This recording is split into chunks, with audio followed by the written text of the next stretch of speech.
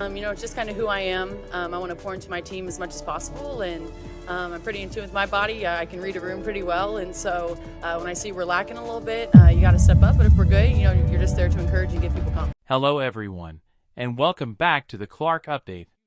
Today, we have a very exciting and interesting video that no true Caitlin Clark fan will want to miss. If you're a real Caitlin Clark fan, let me know in the comments by typing CC 100%. I'd love to see how many loyal Clark fans are watching today. Now, without wasting any more time, let's jump straight into today's story. Everyone believed they already knew why Sophie Cunningham joined the Indiana Fever. The common opinion was simple. She was brought in to protect Caitlin Clark, serve as the team's enforcer, and keep the young stars safe. But what Cunningham recently revealed completely challenges everything people thought they knew about their partnership. This wasn't a move that happened by chance. It was something that had been building for 6 long years. Even more surprising, no one expected the real reason behind Cunningham's determination to become Clark's protector. In February 2025, the WNBA was shaken by a major move when the Indiana Fever acquired Sophie Cunningham from the Phoenix Mercury in a trade. The message seemed clear from the start. Cunningham was about to become the most talked about enforcer in women's basketball, and Caitlin Clark finally had someone willing to stand up for her. On paper, the decision made perfect sense. Clark's rookie season had been incredibly physical. Kennedy Carter's shoulder check sent her crashing to the floor. A hard blind screen during a key possession left Breanna Stewart flattened. Ari McDonald's aggressive closeout on a three-point shot left Clark stretched out on the court. During another play, Diamond DeShields ran straight through her, as if she wasn't even there. The hits kept coming while the referees continued to look the other way. In just her first month, Clark was called for or involved in 46 fouls, the third highest total in the entire league. Every week, Coach Christy Sides reportedly sent game footage to the WNBA office, asking the league to step in and do something. Nothing changed. The Fever needed someone who would do more than complain about how Clark was being treated. They needed someone who was willing to respond. That's where Sophie Cunningham entered the picture. But what nobody realized at the time was that this trade wasn't just a smart basketball decision. Cunningham had been preparing for this opportunity for more than a year. She didn't simply accept the role. She wanted it. Looking at her background, it's easy to understand why the Fever valued her so highly. She earned a Taekwondo black belt at just 6 years old and proudly wore it, even though her parents, who were also her instructors, originally treated it as a fun joke. In high school, when the starting football kicker suffered a torn ACL, she stepped in and successfully made 2 of her 4 field goal attempts. If you're enjoying this video, don't forget to leave a like and subscribe to the channel. Believe it or not, more than 93% of people watching still haven't subscribed. It's completely free, only takes a second, and it helps the channel more than you know. Have you subscribed yet? If you have, thank you so much for your amazing support. Now, let's get back to the story. Even when she was in kindergarten, other parents complained that she played soccer with too much intensity and was far too aggressive. She wasn't built to back down. She was built to compete. Cunningham worked her way from being a second-round draft pick to becoming a dependable starter who averaged double-digit points during her 6 seasons in Phoenix. She understood exactly what it takes to survive and succeed in the WNBA, and now she was using everything she had learned to protect the most watched player in league history. But the journey that brought Cunningham to this point says everything about the mindset she carries onto the court.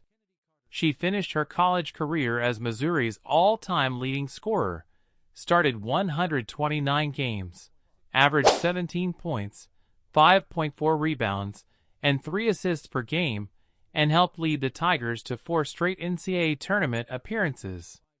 During her senior season, she became the only player in the nation to average at least 17 points while recording more than 200 rebounds, making over 80 three-pointers, and hitting more than 150 free throws. She earned All-SEC honors 3 times and received AP All-America honorable mention recognition twice. She became a hometown star and one of the biggest names in the program's history.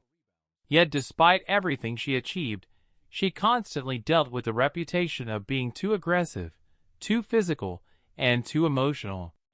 Fans in South Carolina booed her relentlessly, while critics questioned her attitude and intensity. None of it changed who she was. She stayed true to herself, and that same fearless attitude helped her reach the WNBA. After being selected 13th overall in the 2019 draft as Phoenix's first second-round pick, Cunningham had to earn every single minute she played. She wasn't handed a major role from the beginning. She spent years proving she deserved it, and during her rookie season, it almost looked like her WNBA career might end before it had truly begun. That year, the Mercury selected 3 rookies that season, and because of several veteran injuries, Cunningham was suddenly pushed into a role she wasn't sure she was ready for. Still, she gave everything she had on every single possession. She sprinted the floor, boxed out, played tough defense, and never stopped competing, earning praise from head coach Sandy Brondello for her relentless effort. But it wasn't until one game against the Indiana Fever that everything finally clicked. Her shots started falling, and suddenly she couldn't miss. She played with so much energy and intensity that Coach Brondello later admitted she almost wanted to sub her out just so she could catch her breath. That's simply who Sophie Cunningham is. She doesn't know how to take plays off or coast through a game. In 2022, she enjoyed a breakout season, averaging 12.6 points and 4.4 rebounds while starting 20 of her 28 appearances. Against Minnesota, she delivered a career performance with 36 points, 7 three-pointers, and 5 steals. After one of her standout games, Natasha Cloud praised her by saying, "What Sophie does doesn't always show up on the stat sheet. She competes on every possession and gives everything she has on both ends of the floor." That's exactly what makes Cunningham so valuable. She may not always be the biggest star, but she's the kind of player every winning team needs. Her hustle plays, timely three-pointers, physical defense, and non-stop energy made her a key piece for Phoenix. She became the team's 6th starter, the ultimate X factor, and the player willing to do whatever it took to help her team win. Even when she wasn't making the headlines, her ability to deliver in clutch moments was impossible to ignore. During the 2021 playoffs against the New York Liberty, Cunningham scored 12 points in the third quarter alone to spark a comeback before finishing with a career playoff high of 21 points while knocking down 6 three-pointers. With just over a minute left, she buried the game-winning 3 that secured Phoenix's 83-82 victory. In 2024, while Kalia Copper exploded for 38 points against Atlanta, it was Cunningham who hit the biggest three-pointers late in the game to help seal the 88-85 win.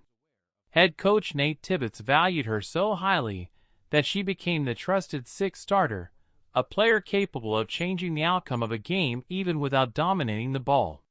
Whenever her number was called, she answered. Now fast forward to June 17, 2025.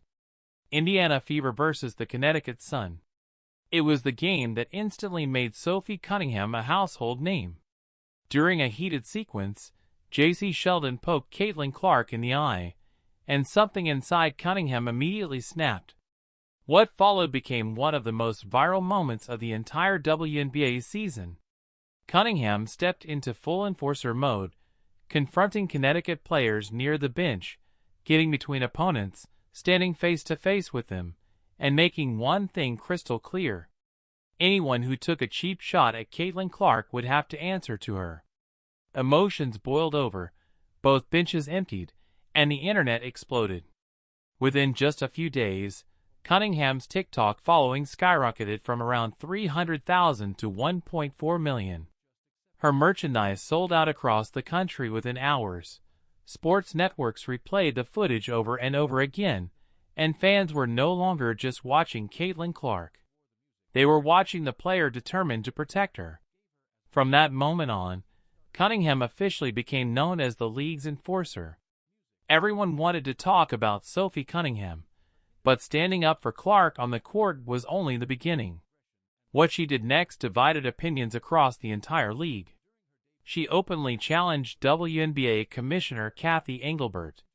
Reports claimed Engelbert had suggested during meetings that Caitlin Clark should be grateful for the platform the WNBA had given her, almost as if Clark owed the league for her success. Cunningham strongly disagreed. She took to Instagram and called Engelbert one of the most out-of-touch leaders in professional sports. She didn't hold back. "People only know Kathy because of Caitlin Clark," she wrote.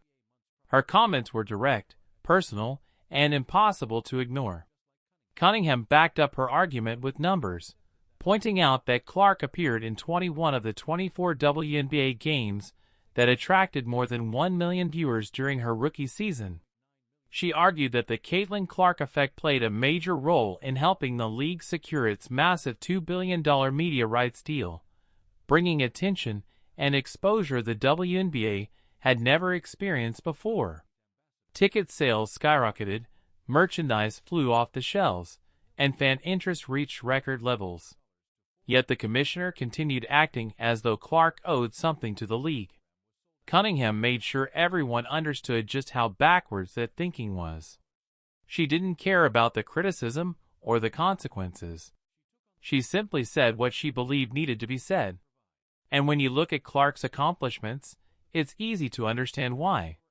Caitlin Clark became the all-time leading scorer in NCAA Division I basketball history with 3,951 career points, breaking Pete Maravich's long-standing record. She became the first player in NCAA tournament history, men's or women's, to record a 40-point triple-double, the first woman ever to post back-to-back 40-point tournament games, and the only Division I player to reach 3,000 points, 1,000 assists, and 800 rebounds. She led Iowa to back-to-back national championship games, while the 2024 title game attracted 18.9 million viewers, making it the most-watched women's college basketball game in history. Her jersey even surpassed Shedeur Sanders' merchandise to become the best-selling college athlete apparel in the country. On Fanatics, Caitlin Clark's jersey became the best-selling college athlete merchandise in the country. She also became the first-ever college athlete ambassador for State Farm. Her NIL valuation was the highest among all female college basketball players, estimated between $3.4 million and $4 million. Every ticket for Iowa women's basketball sold out, helping the program generate a record-breaking $3.26 million in revenue. Clark became much more than just a basketball player. She changed the sport forever. When she entered the WNBA, she continued making history. She became the first rookie to record a triple-double, won Rookie of the Year, broke the rookie scoring record, set both the single-game and single-season assist records, and earned all WNBA first-team honors. Yet despite everything she accomplished, many felt the league still acted as if she should be the one showing gratitude. Cunningham saw through that immediately. That's exactly why she was willing to challenge the commissioner. She spoke up when almost nobody else was willing to. One of Cunningham's biggest trademarks became her willingness to criticize the officiating. Throughout Clark's rookie season, she was one of the loudest voices calling out the referees in interviews and on social media. Time after time, she publicly questioned why officials failed to protect Clark from unnecessary physical play. Week after week, controversial no calls continued to pile up, while hard fouls often went unpunished. Even when speaking out could have hurt her own career, Cunningham refused to stay silent. She argued with referees, picked up technical fouls, and never seemed concerned about the consequences. Months earlier, Former NBA star Joakim Noah had already suggested that the Fever desperately needed someone exactly like Cunningham, someone who would actively protect Caitlin Clark instead of simply sharing the court with her. Cunningham embraced that responsibility without hesitation. She accepted every consequence that came with it. She became the voice Clark couldn't always be.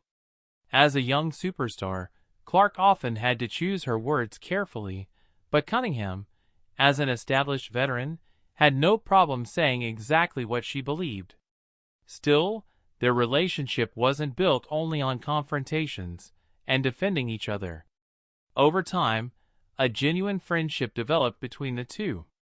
During one golf outing, Clark jokingly teased Cunningham on Instagram about a spelling mistake.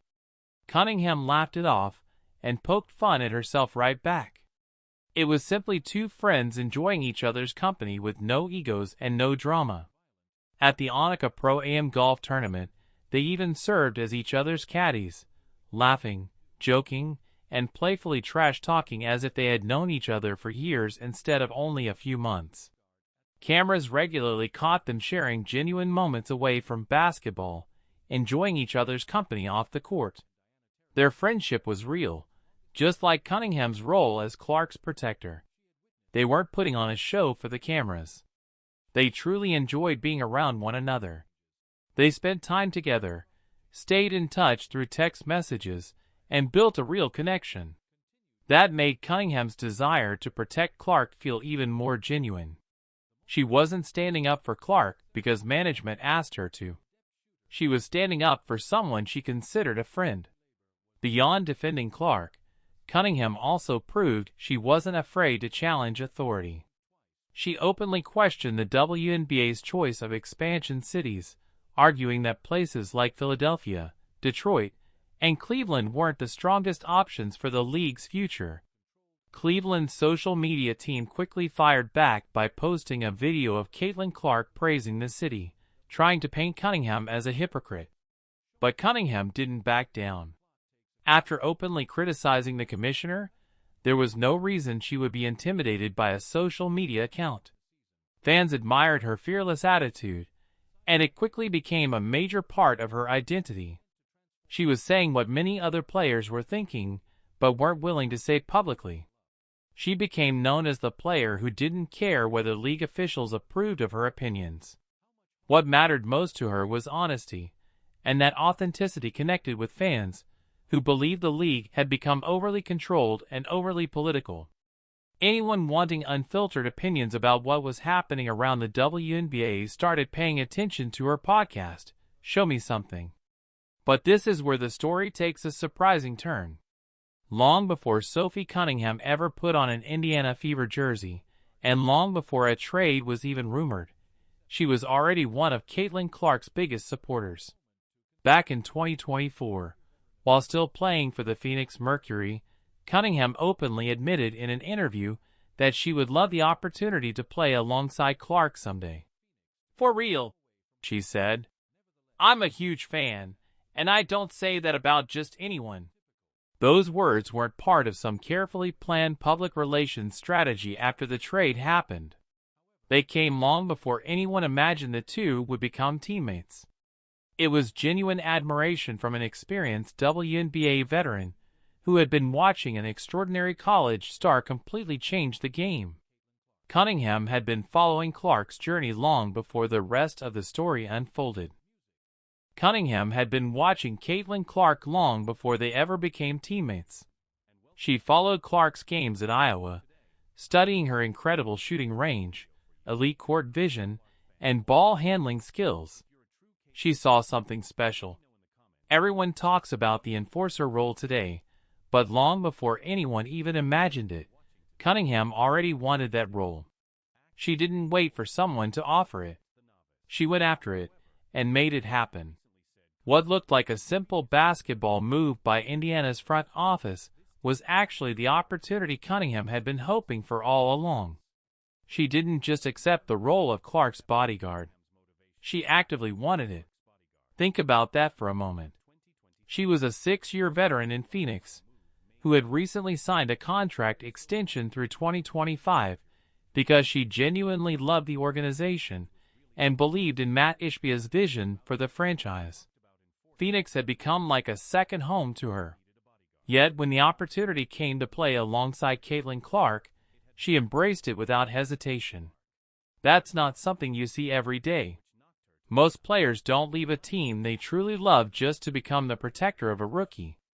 But for Cunningham, it was never about the title or the role. It was about the player. Long before the world caught on, before the sold-out arenas, the record-breaking television ratings, and the $2 billion media deal, she already believed in Caitlin Clark. Cunningham recognized that a superstar was emerging, and she wanted to be part of that journey. That's the real story that almost nobody talks about. For most of her career in Phoenix, Cunningham played behind Diana Taurasi, one of the greatest players the game has ever seen. She learned from Taurasi how to stay ready, how to fight through the highs and lows of a long season, and how to handle the mental challenges that come with constantly competing for playing time. After spending 2 or 3 years earning her opportunity, Cunningham finally became a regular starter, and she never took that chance for granted. She knew what it felt like to wait for your opportunity and wonder if it would ever come. So when her moment finally arrived, she made the most of it. That experience also helped her understand what Clark was going through, dealing with constant physical play, non-stop attention, and enormous pressure. Throughout her own career, Cunningham had been labeled as petty, overly aggressive, and even dirty by critics. Still, she refused to change who she was. So when she saw Clark facing similar treatment, she knew exactly how she wanted to respond. Stand up. Fight back. Protect your teammate at all costs. Everything about her years in Phoenix prepared her for that moment. After 6 seasons with the Mercury, she had become one of the franchise's longest-tenured players, behind only Brittany Griner and Diana Taurasi. She experienced the team's highest moments and its toughest challenges. She lived through ownership changes, coaching changes, roster changes, and plenty of off-court drama. Through it all, she stayed ready, kept working, and continued improving. She developed into the type of player every contender wants on its roster, a versatile guard who could fill multiple roles, knock down big shots when they mattered most, and do all the little things that never showed up in the headlines but helped teams win games. Any championship contender would value a player with that skill set, so when the chance came to play alongside someone she truly admired, she didn't hesitate for a second. But this is where the story takes another unexpected turn. During the 2025 season, both Cunningham and Caitlin Clark suffered injuries that cut their seasons short. What looked like the beginning of one of the WNBA's most exciting partnerships suddenly hit a heartbreaking setback when Bria Hartley fell awkwardly into Cunningham's leg during a game against Connecticut, resulting in a torn MCL in her right knee. Heartbroken that her first season alongside Clark had ended so suddenly, Cunningham later shared her emotions on her podcast. She had waited years for the opportunity to play with Clark, and in one moment, it was taken away. Later that same season, Clark suffered an injury of her own. Instead of leading Indiana together on the court, both players found themselves watching from the bench. Naturally, fans began wondering what could have happened if they had both stayed healthy. How far could the fever have gone? How dangerous could they have been in the playoffs? But the biggest question isn't about recovery timelines or missed games. It's about what comes next. Cunningham is set to become a free agent, and there is no guarantee that she'll return to Indiana.